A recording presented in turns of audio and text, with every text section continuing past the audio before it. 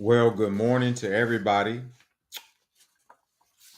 Blessings on your life. It's another day that God has made, and we choose to rejoice and be glad in it. Um, Listen, this platform is not church. It is a spinoff of church. I like to call it a companion. I want to make that clear. Because the information and the things that I share on this platform usually will not be shared over the pulpit. So I want to continue to reiterate that because I know a lot of people come, and I may even look at changing the name, the ministry name, because ministry throws people off to make it churchy. However, my life is surrounded by God. And so there's never a time that I won't present myself in the absence of God. So that's the reason why it's called face to face ministry. But it is a companion, if you will, to how to live a more successful life in the body of Christ, without all the politics, the bureaucracy of church.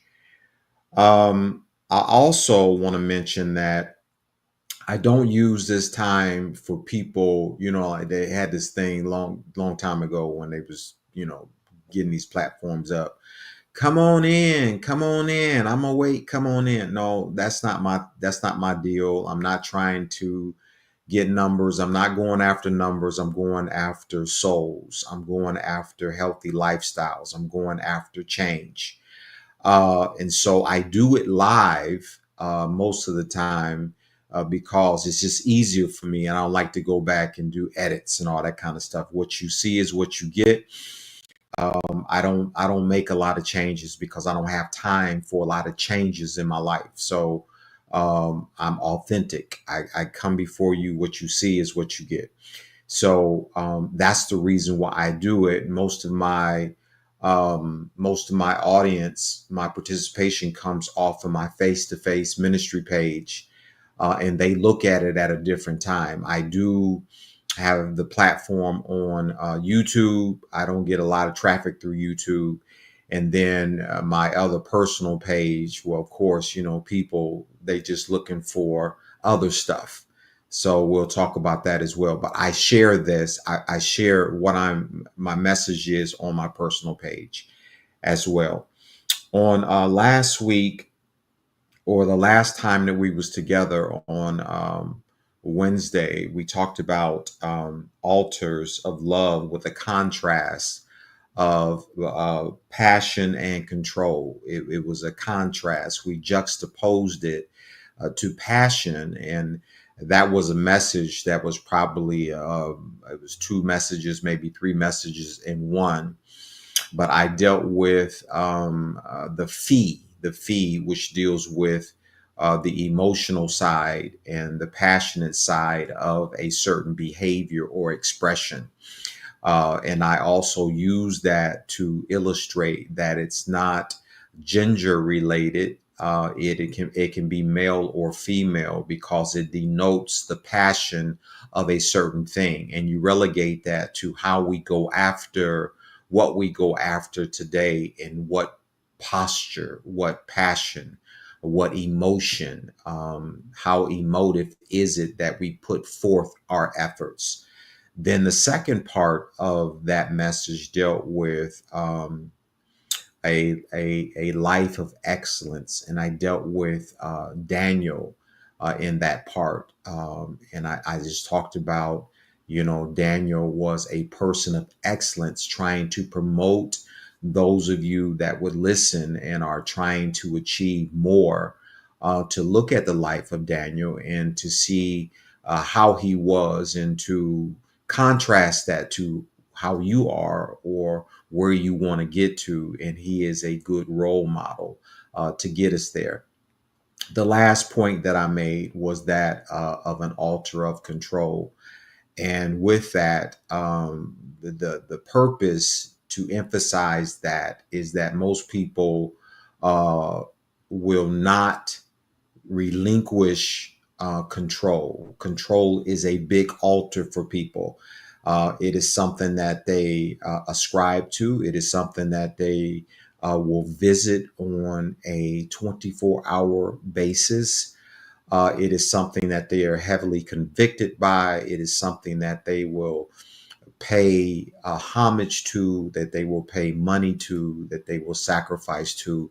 In other words, it is way up there on their to-do list, if you will, and that is to not relinquish any control. And so altars now in our series is something that we're delving into to give us a better understanding of how we have positioned ourselves in life and what we should do versus what we should not do.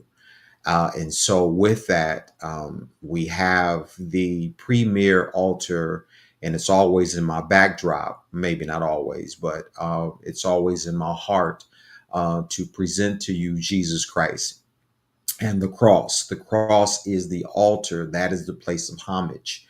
That is our catalyst to wherever we want to go to. That is our springboard that we use to get us there.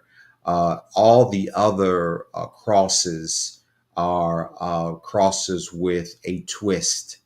They are crooked crosses. They are crooked crosses. And so this is our challenge.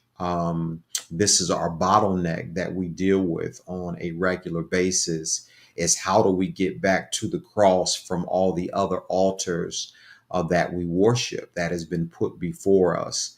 And then when we look at this, it is so pronounced in our culture, and it has been around for so long that it has become a stronghold. And sometimes we look at it as the strong man, and it becomes very difficult and challenging to put down the strong man. But it is something that we are going to have to put more effort towards in doing so if we want to maximize and to optimize our journey with Jesus and in life and in life. Today, we are going to continue down that path, and we are talking today from the same subject, altars of love, with a caveat to unaware as, or unawareness. The King James Version says unaware as. And unaware as, it can be an altar that has been lifted up. It can be an altar from a bloodline. It can be an altar of a covenant. Now, when I say bloodline and covenant, that means that you may not have personally had anything to do with it initially, but because you came through a certain bloodline that was unaware of certain things, if you came through a bloodline that covenanted with certain things, then you become a byproduct of what that is.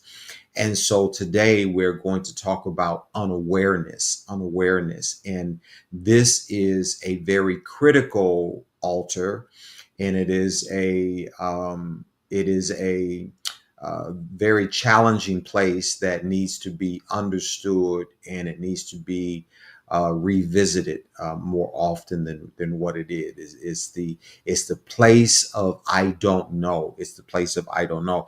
Now I made something a little funny here. Let me put this in here. And I got a little caption of SpongeBob, and oh you poor thing.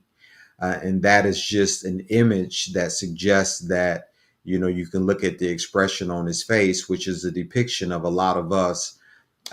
It's that we are surprised. We're scratching our head. We are unaware.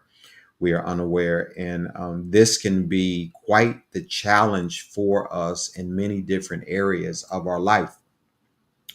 When we look at the backdrop underneath the cross there, I have three premier scriptures. And the first one is John 3:16. And it is, for God so loved the world that he gave his only begotten son, that whosoever would believe would not perish, but have everlasting life. Now, this is my top tier scripture for this particular message, because um, that is the catch-all. That is the thing that's going to reel us all in. If you are unaware of the soul love that God gave his all, his only, so that humanity would not perish, then you miss the mark completely. That is the biggest thing.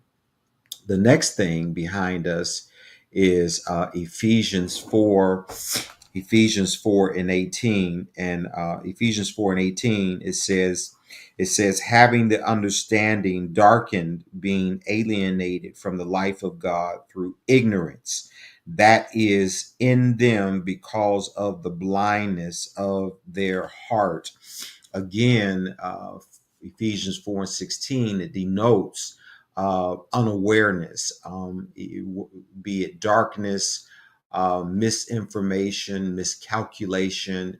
However we look at this, there is still an issue with I was not aware. I was unaware of something that was extremely impactful for my life and to my life. And the last one is Hosea 4 and 6. And I often use this one. It says that my people are destroyed for a lack of knowledge awareness. They are destroyed.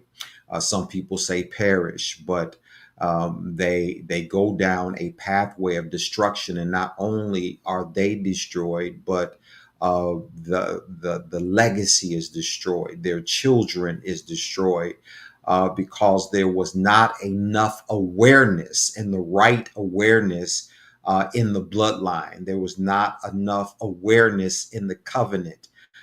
There was not enough awareness in their practice of their understanding, their goals, their objectives. There was not enough awareness, which equals or equates into knowledge, And so the scripture there says that because of the absence of that, my people will be destroyed as an absence of that. And so it is our job, and this is the reason why I put emphasis on Daniel the last time we was together. It is our job to achieve, to want to go to higher heights and to deeper depths.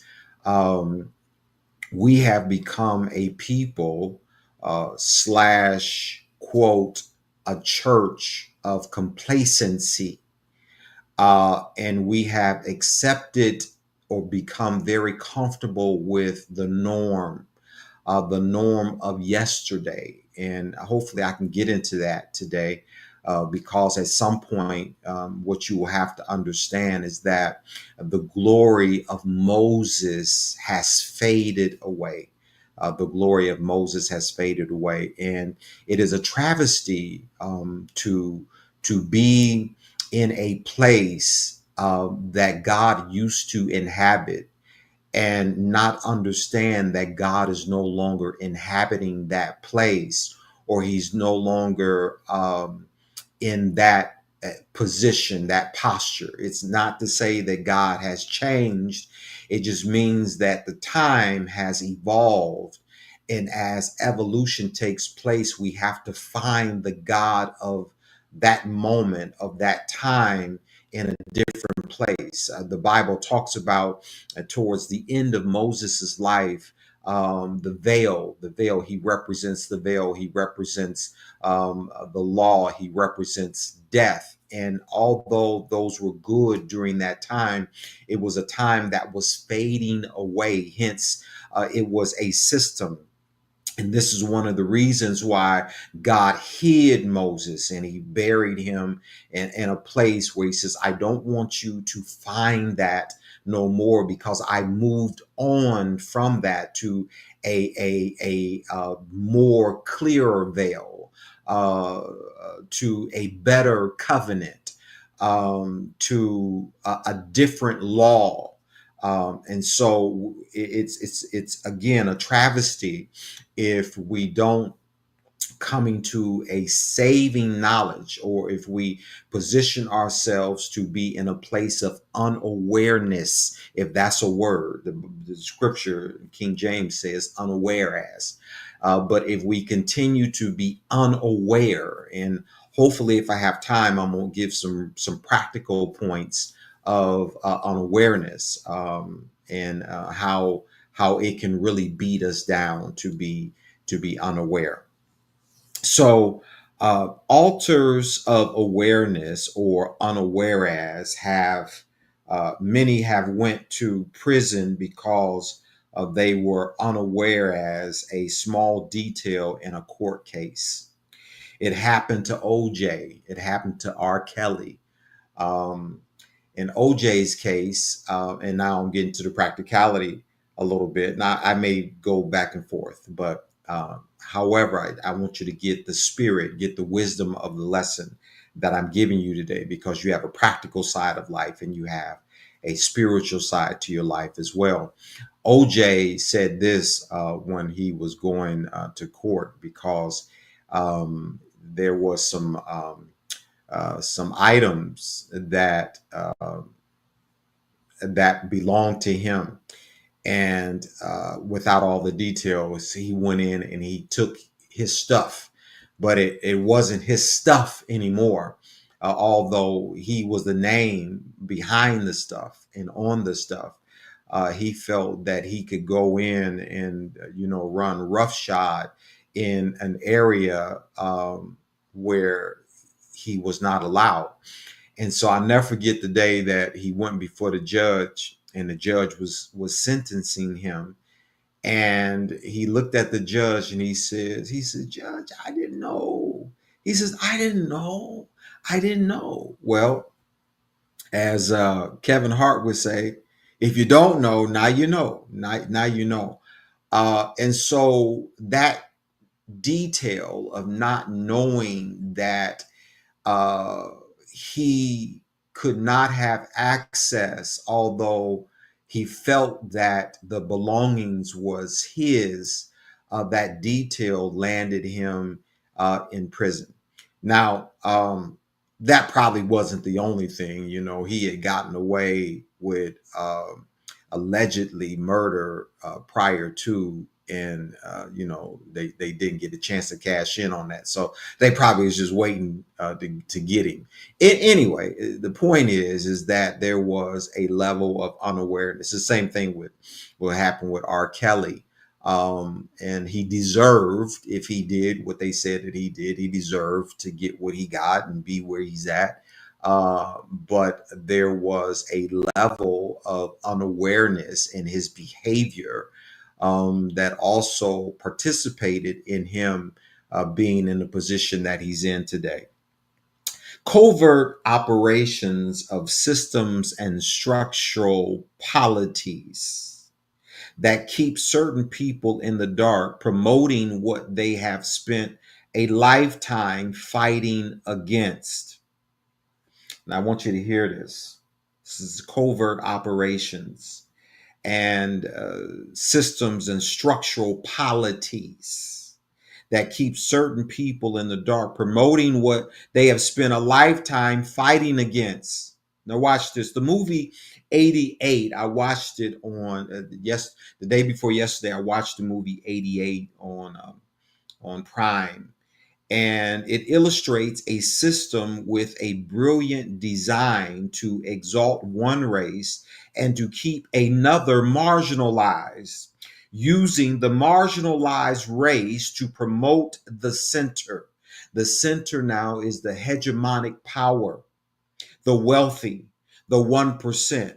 And if you get clever to the point you start to figure everything out, they will destroy you and your family and everything that you love and ultimately leave you in a frenzy of paranoia.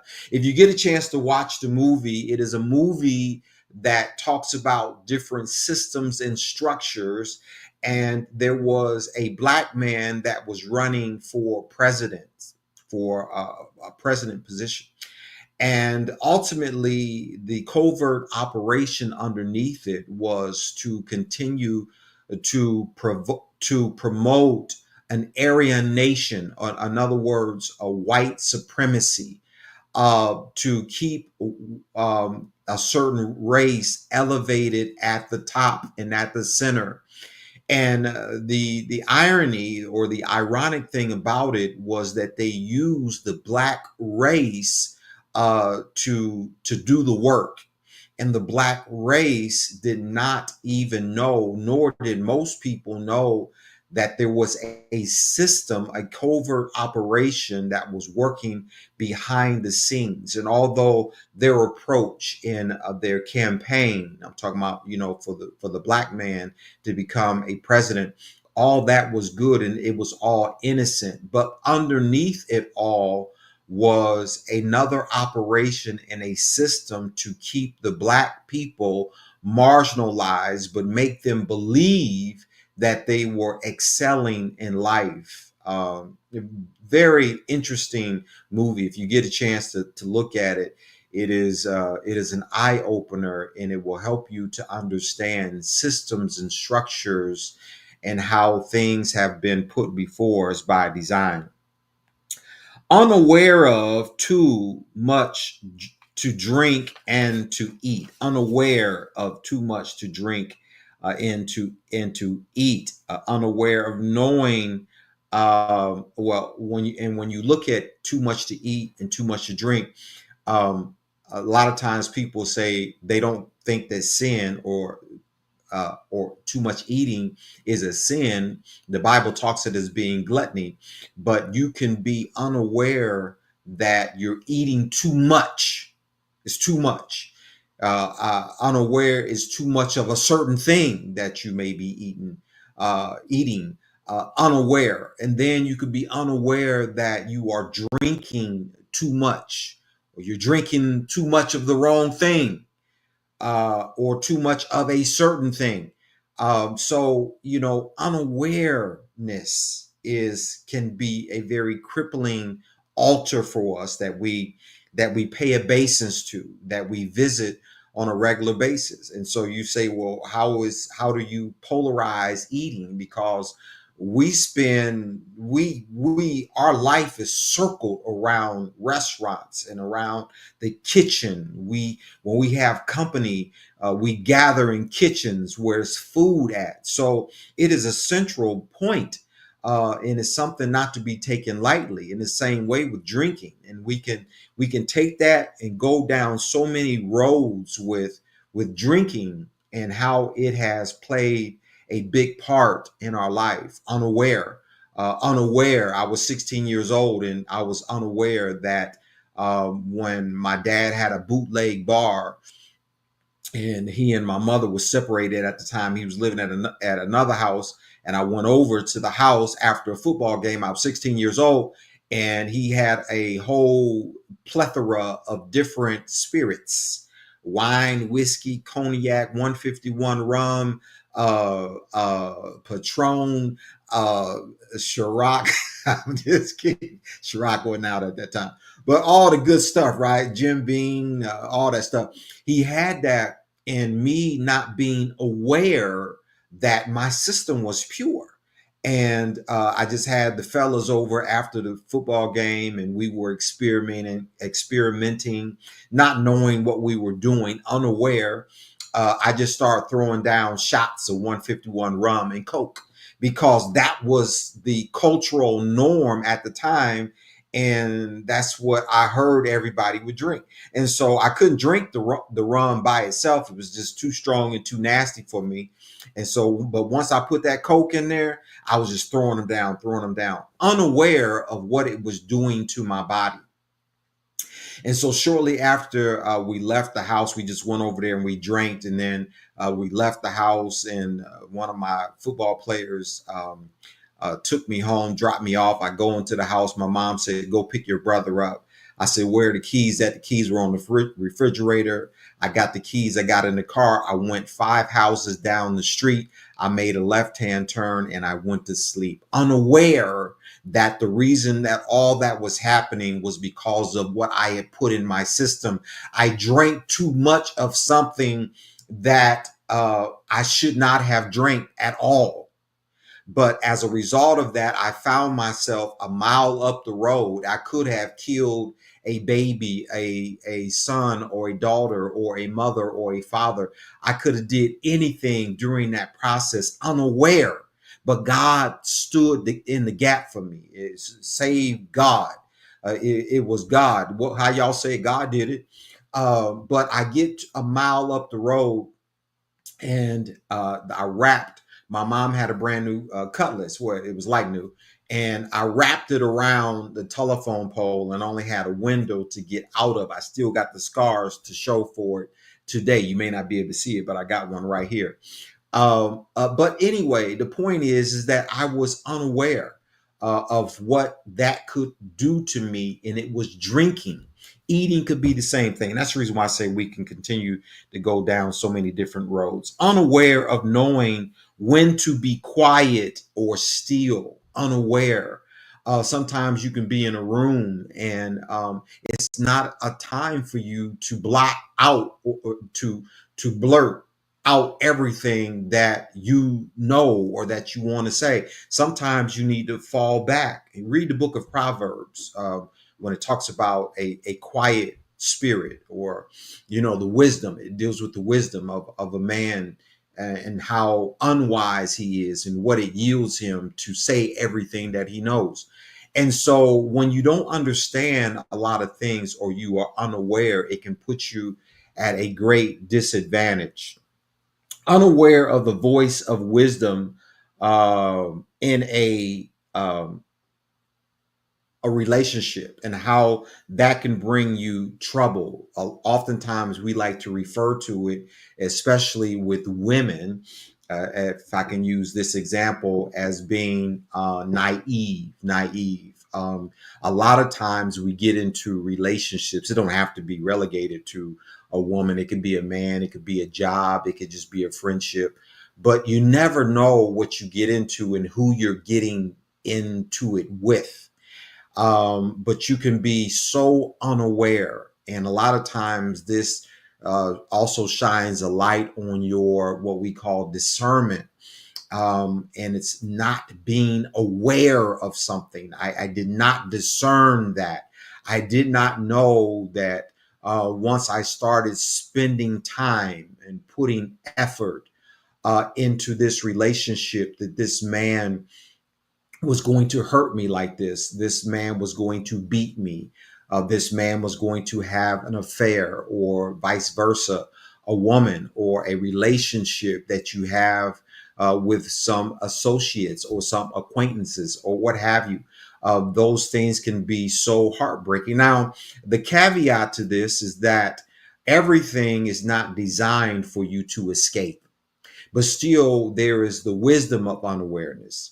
But there's also the understanding that some things that you are unaware of and that you fall into the trappings are designed to help you, to make you better. You are not put in this world to escape everything, to never to fall in love and all that, even though there's a fine line between love and hate. Even though the love can position you to be so angry, but it can also position you to have a knowledge and an understanding of what to do and what not to do going forward into the future. Um, Unaware that the presence of God has left the building, and all we keep doing is going through the motions. We can look at again Moses's life, and Paul talks about it in 2 Corinthians chapter number 3, 7 through 10. He talks about a system or a way of a faded glory that we want to hold on to because we cannot accept change. And I see that a lot, even today. We go and we visit a lot of churches, and also I have not forgotten I did do my social church experiment, and I have not reported back, and I will tell you about that. It was kind of wild, but today we live in this bubble, and this bubble is not being aware that the glory of God is not present any longer. And I use that to contrast or to juxtapose it. Paul was with Moses, looking at the glory of Moses versus the glory of Jesus Christ, which represents a better glory or the fulfillment of Moses. The fulfillment of the law and of it represents better things, right? But if we are so asleep to where we continue to operate, to exercise, to worship in an atmosphere and in a place where this has become our religious norm, our spiritual norm, our not forsaking the gathering together norm, according to Hebrews, and we don't look for the the God of greater, the God of more. Um, we don't look for the Jesus that we do not know. And sometimes when I say that, it can come across as being a bit eerie because they say, well, I don't want to know a Jesus that I don't know. But no, the push should be that you should want to know a Jesus that you don't know, because we go deeper and we go higher and we grow wider. The expansion of this life, this journey, is inexhaustible. That means that you can continue to grow and to grow and to grow and to learn and to learn and to learn. It's precept upon precept, line upon line. And so once you get to one line, what we have gotten ourselves into is we plateau, we settle on that line, but there's another line that goes beyond that. And so this is one of the disheartening things that irritates me, because I go into churches now and the churches are so dated in an old system that God is no longer operating out of. And the church, the pastor refuses to grow. And if the pastor refuses to grow, the congregation won't grow, because as the pastor goes, the congregation goes. And so you leave people just very stagnant. Are they saved? Yes, they're saved. They're saved. Do they love the Lord? Yes, but they don't experience the fullness of God. They don't optimize God. They still live in health challenges. They still live in financial challenges. They still live in a lot of things that God has promised us through His Word, blessings that you never attain. And so I see it even when you have funerals and you listen to dated ways of you doing a eulogy and commencing someone to to their grave. Um, uh, just so many things. I could just go on and on and on. And now I just look at it and it's sad to me, because these people have affirmed themselves in something that is inert now. And when I say inert, meaning inactive, I don't mean that it's not real. It's that God is no longer there. He's moved on, and we refuse to move on. And so that can be problematic. We could talk about that on and on. God is present. God is present. God is omnipresent, and God is ubiquitous at all times. Ubiquitous is another word for being omnipresent, or to be everywhere. God can be everywhere and you can be unaware that he is there. God can be everywhere and it does not it does not yield you a benefit. um, just because God is everywhere does not mean that God is present in a situation for you, actively working on your behalf, and that you are aware of it. And it can be to the opposite of that as well. And so I use this word ubiquitous because that is more of a scientific word to describe an awareness of that. We need to understand that God is in a situation when we don't think that he's in a situation at all times, whether or not the situation is actively working out to your liking or not. That's where we have the bottleneck. The bottleneck is that uh, God is present, but if he was present, then he would have stopped the drive-by. My 2-year-old would have never gotten shot. My loved one would have never came down with cancer. The divorce wouldn't have never happened. Does that mean that God was not aware or was not present? He was present. It was an unawareness and an education or a knowledge that you lacked. That means that God allowed these things to happen in in your purview, in your world, but you didn't have enough understanding about God's activeness in it uh, for it to yield to you the lesson, the side of God that needed to be understood. And see, this. I know this is kind of maybe going over your head a little bit, but this is very problematic for a lot of us because we won't succumb to God because we feel that God is not doing it our way, and so since He's not doing it our way, then God ain't in it. This is the reason why I say God is ubiquitous. God is omnipresent. God is everywhere at all times. He is in it. He's just not in it the way that you want him to be in it because his ways are higher than your ways. And you can't understand, you can't perceive him because there is an immaturity in your growth, in your understanding.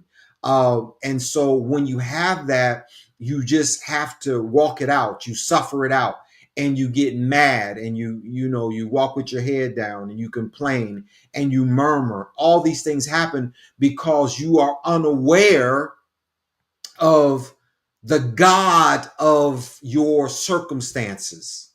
You are unaware that God is working all things out for your good, although it does not look like it's going to be for your good in the moment. This is the reason why David said in the Psalms, he said, it was good that I was afflicted. But during the time of his affliction, he was unaware that God was in it because of the sting, because of the pain, because of the pinch, because of the fire, because of the bite. He felt like God was not in it, and a lot of us we feel the same way, and so that's an issue. Being unaware, being unaware. Parents giving babies or toddlers junk food to keep them quiet. This is an unawareness that we need to face and come to grips with. And I saw this the other day when I was at Costco. The mother had the little toddler. It couldn't have been no more, maybe a year and a half old or whatever, maybe two. And the baby was having fits and tantrums. And the only way that the mother could pacify the baby was to continue to feed the baby uh, puffs, corn puffs, whatever, those little yellow things that make your hands all yellow and stuff. So she had to keep giving the baby those puffs, right? In order for the baby to shut up.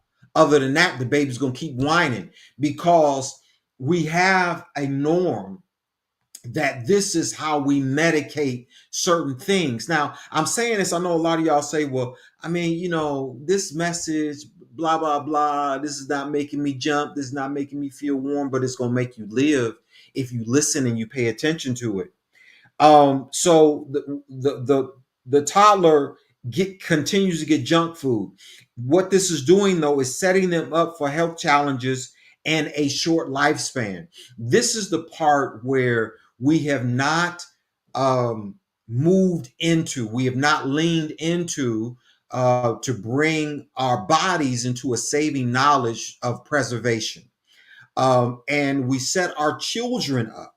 I always say, and I've said this before, one of the challenges that I had, even while I was married, because I worked so much, I was counting, and I didn't have the knowledge of this either at the time, but I was counting on my ex at the time to feed me and to feed the family, and she did that. She did it quite well.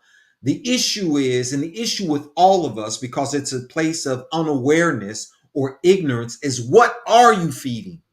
What are you giving? Is there an understanding? Is there a knowledge of ingredients, et cetera, et cetera, et cetera? Because ultimately, what I discovered was that the food, and I came up because my mother and my father, we grew up on a certain diet. We grew up on comfort food. We grew up on the cornbread and fried chicken and all that stuff. I mean, it was good. It was good eating, and it was good to me, but it was terrible for me. And so early on, I started having health challenges with cardiovascular issues, and some of that was relegated to bloodline. I inherited it, but the other, I didn't help to mitigate it by a diet. Because I was not told, I was not educated, I was not placed into an environment. My parents were ignorant. My situation at home, there was ignorance with that. I was ignorant. And so there was no way that we could come out in a healthy place. Ultimately, it would be to our demise. Ultimately, it would lead to heart attacks. It would lead to diabetes. It's going to lead to hypertension and all that. And it will earmark itself. It will go from generation to generation. It'll go from my parents to me, to my children, to my children's children, if somebody does not come along and break the curse of unawareness. Now, I hope you're starting to get the altar. It's an altar that we subscribe to, that we lift up, that we go to. How do you go to it? I sit down at the table. I don't read. I don't pay attention. All I'm concerned about is good. It tastes good to me. And so a lot of people, you can't get this over to them. This is the reason why, I look at this whole thing with Trump and the tariffs and all that stuff. And a lot of these other countries, one of the sticking points was that they won't take the things from our country, but we take all the stuff from their country. And it is an imbalance. Proportionately, it shouldn't be like that. Here's the problem with that. And I take issue, and I understand other countries in this regard. I wouldn't take food from America either. I would not. If I lived in London, I've been to London several times. The diet over there is impeccable. They walk all day. They're very health conscientious. They're food conscientious. They know what's in their products, in their ingredients, what they're feeding people.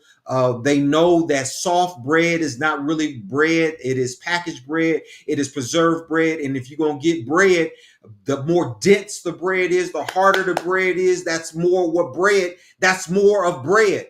But if you've been taught here in our Western world that if you get hard bread is stale. Over there, hard bread is fresh, and they make fresh bread every day. Anyway, my point is that the way that they prepare their food, which is fresh, that the way that they grow their food, which is different.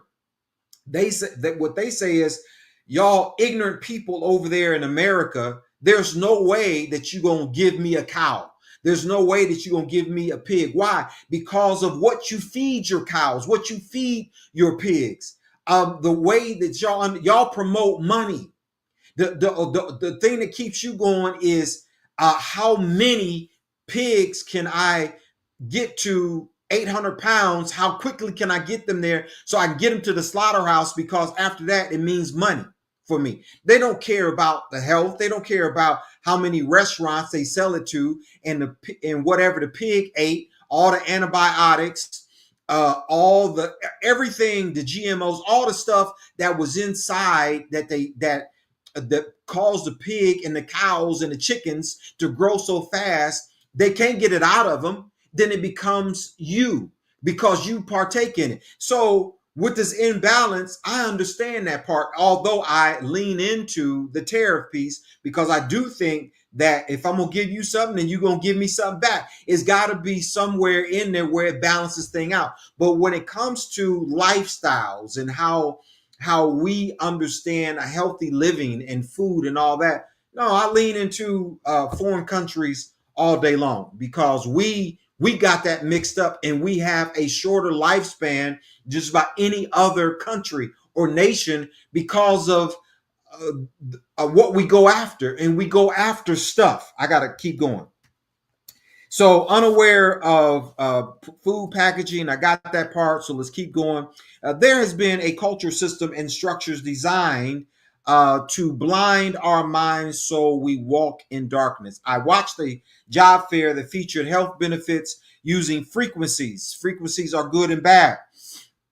It's like astrology. Now, this was a job fair that a lady was doing. She was doing a live yesterday, day before yesterday. I don't remember.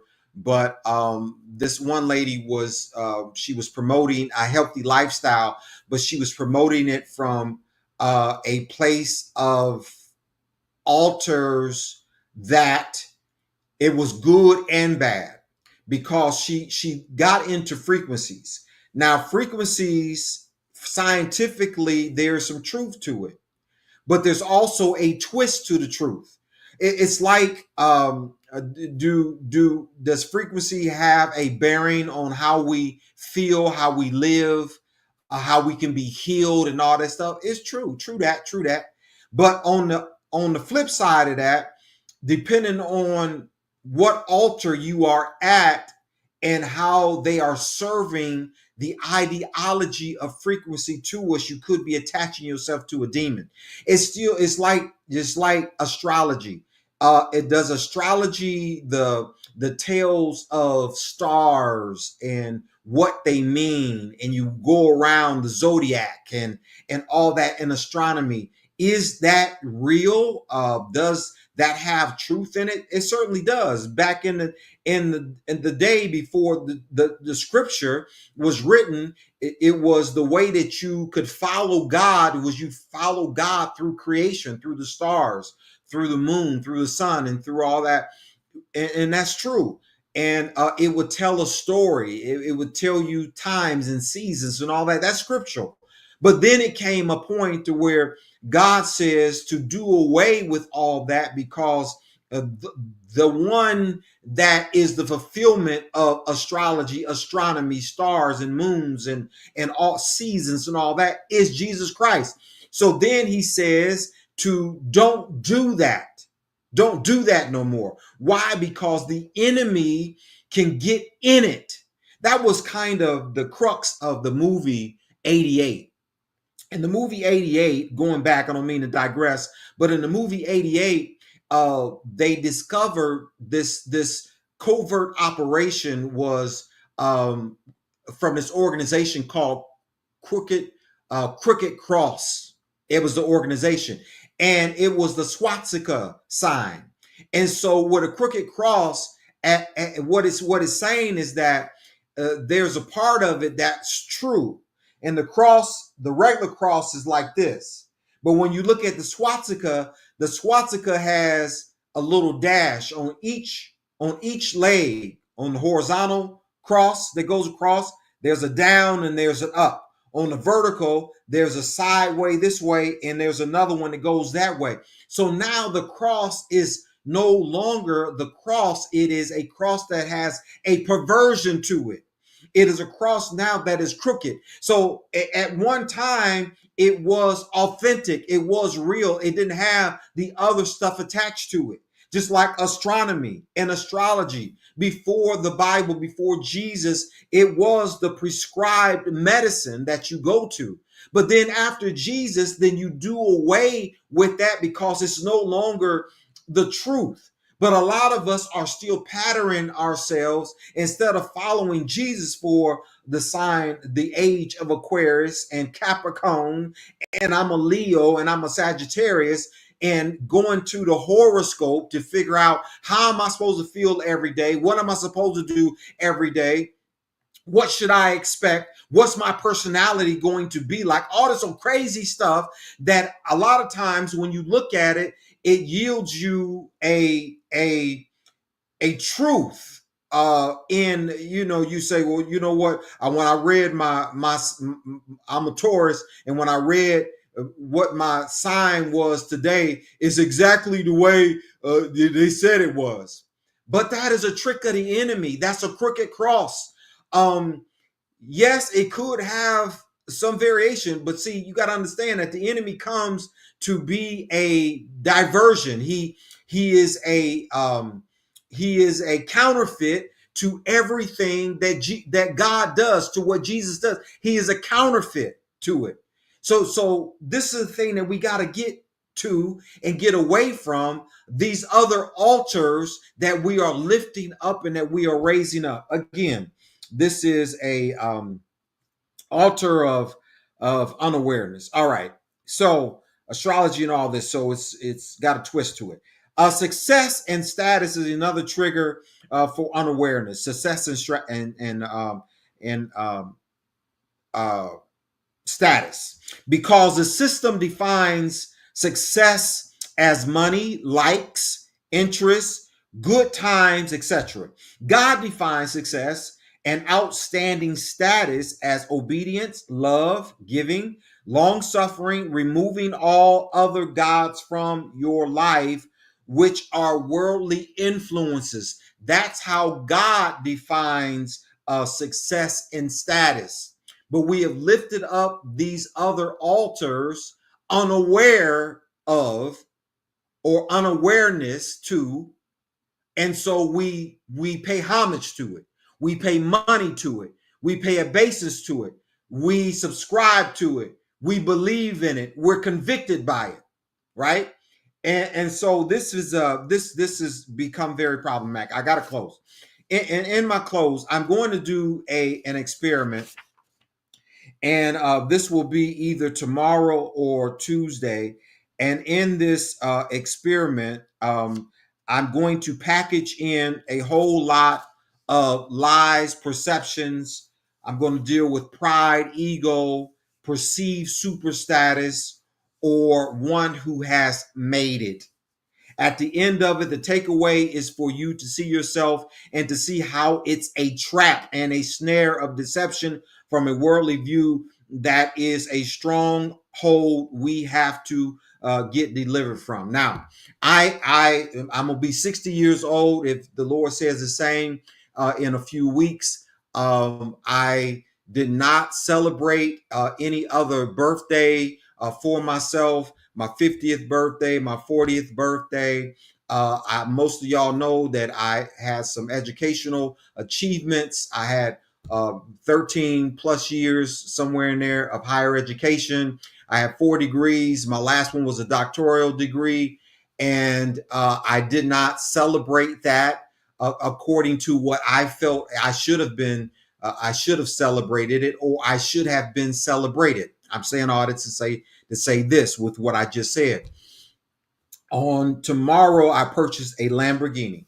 A lot of y'all know that I'm a car person. I did it. I don't want you to do it. I am going to walk you through the process. I go to take possession of the car. It's a Lamborghini Urus. I go to take possession of the car either tomorrow or Tuesday when they'll have it ready for me. They're gonna put the bow on and everything. I'm gonna do a video of it. I'm gonna show you the whole process. In this process, I'm not doing this to get views. I'm not doing it to get likes. I'm doing it to show you the deception. I'm doing it to show you perception, pride, ego, the deception and super status, and one who has made it. Yes, I'm going to make the purchase, but in making the purchase, I am going to reveal to you lies about the system, lies about how you, when you go to a dealership, all this is a dealership of an elite status, supercars. You don't find your average car there. These are all elite vehicles. And so I feel like this, my mom, I feel like my mom didn't have a very happy life. She was saved, sanctified, filled with the Holy Ghost, all that. But I don't think that she lived a very wholesome life. And she died, in my opinion, it was a miserable exit. My father, very close to the same. His death wasn't as bad, but I just feel like they didn't live a certain way. And so I want to break the curse. And I am going to enjoy life. I want to enjoy life. And so I'm very frugal. I don't spend my money on a lot of things. I like nice houses. I like nice clothes. I like nice cars. But I have worked very hard. I say this, and I'll say it for now. I don't know no man that has worked harder than me. I've had extreme health problems.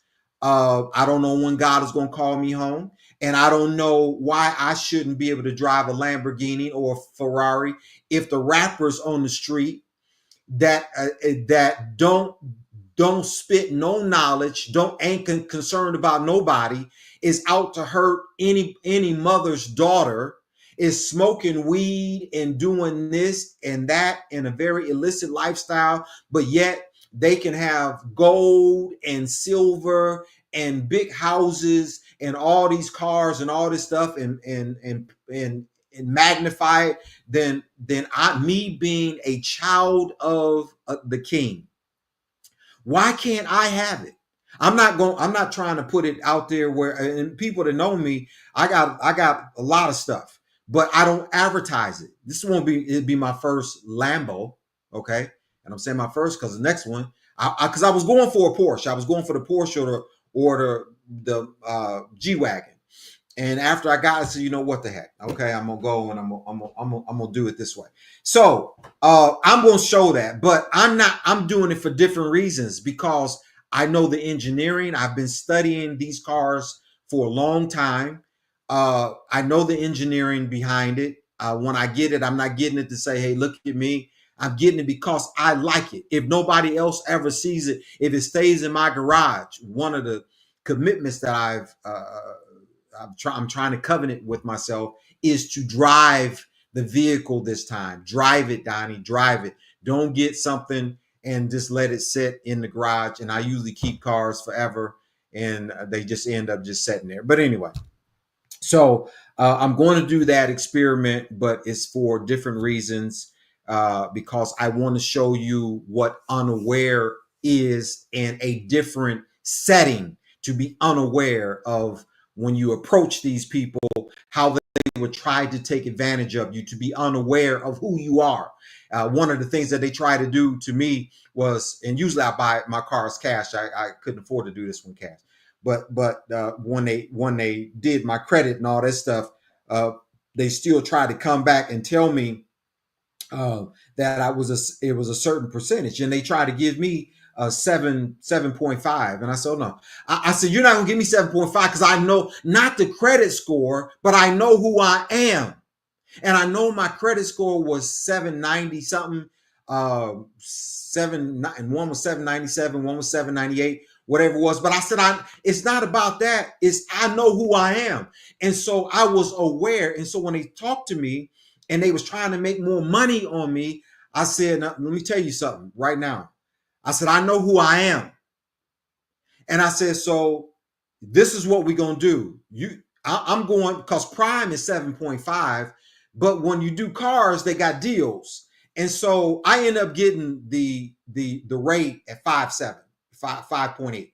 So, but anyway, you have to give me something because I'm aware of who I am and I'm also aware of business. So you're going to have to give me something that will complement who I am and what I've done. I'm going into 60. I'm dealing with people across the table that are 25, 30 years old. Wait a minute now. I'm too sharp of a cat to get scratched by a kitten. I don't mean that, and I don't mean I don't mean to be arrogant with that. I just mean it in the sense that life should have taught me something by now. Now, again, this is a luxury vehicle. I am not promoting you to go and do that. I'm actually trying to demote it. All right, I'm gonna get to that. Last thing I want to say is we talk about DEI and it's all good. DEI is diversity, equity, and inclusion. We talk about it and it's all good. However, in my general observation, I notice a grave awareness.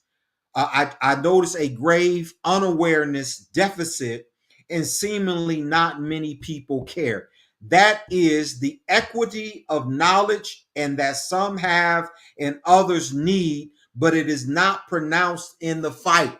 We fight for, I want black people to be included in this, and you're right. I'm right there with you. I'm on the front lines because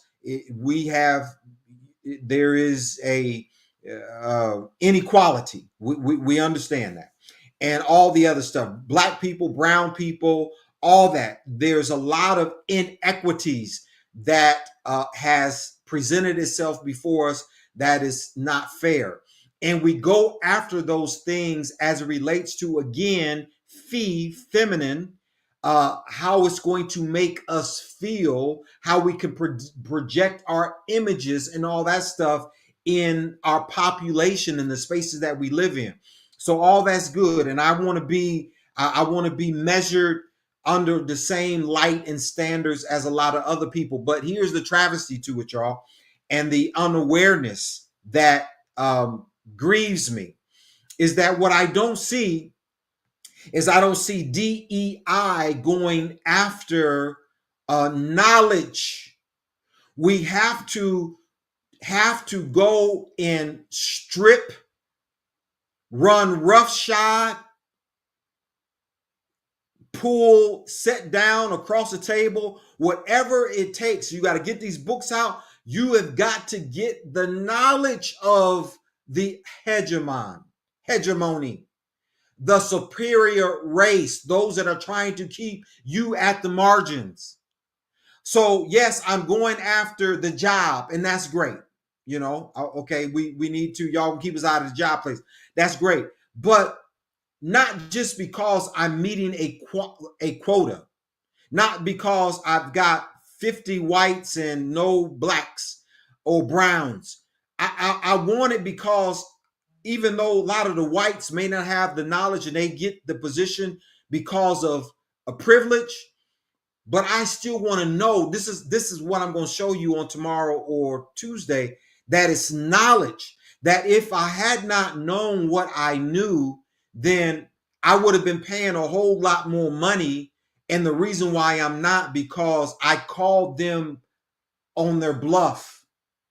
I knew something that they didn't think that I knew. And I said, wait a minute, this is the way that we're going to do the deal. So you're going to do the deal my way and not your way. And I'm going to make my way make sense to you. And at the end of it, when I leave, I want your respect. It's not about the purchase. And it is about the knowledge, but at the end of it, it's the respect. I want to be respected in a certain way. I want to be seen in a certain way. And I want you to walk away understanding that everybody ain't stupid. And don't judge a book by its cover, because when I went there, I didn't have a suit on. I went there just as a regular guy. But I had the wherewithal to do what they thought I couldn't do. and I could talk to them in ways that they thought I could not talk to them about. All right, that's enough of that for today.